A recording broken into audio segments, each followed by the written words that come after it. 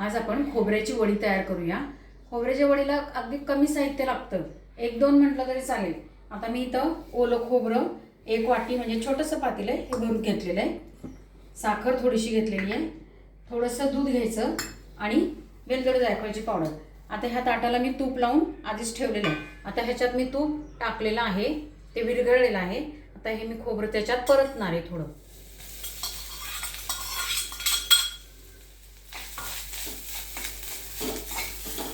असा परतून घेतलेला आहे खोबऱ्याचा खीस। त्याच्यामध्ये आता आपण साखर घालणार आहे। जेवढं तुम्हाला गोड हवे ना तेवढी साखर घाला आणि त्याच्यामध्ये थोडंसं 1-2-3 चमचे दूध घालायचं। गॅस कमी ठेवायचा ना जरा।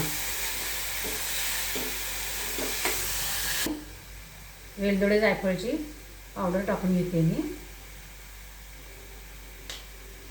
आणि आता राहिलेलं हे जे थोडंसं दूध 1 चमचा राहिले ते ह्याच्यात घेते। आता मी खोबऱ्यामधलं दूधही सगळं आटलेलं आहे आणि आता कडेने असं चिकटायला लागलं ना साधारण की समजायचं वडी पाडायला ह्याला तयार झालेलं आहे। आपलं खोबरं सारणे तयार झालेलं आहे।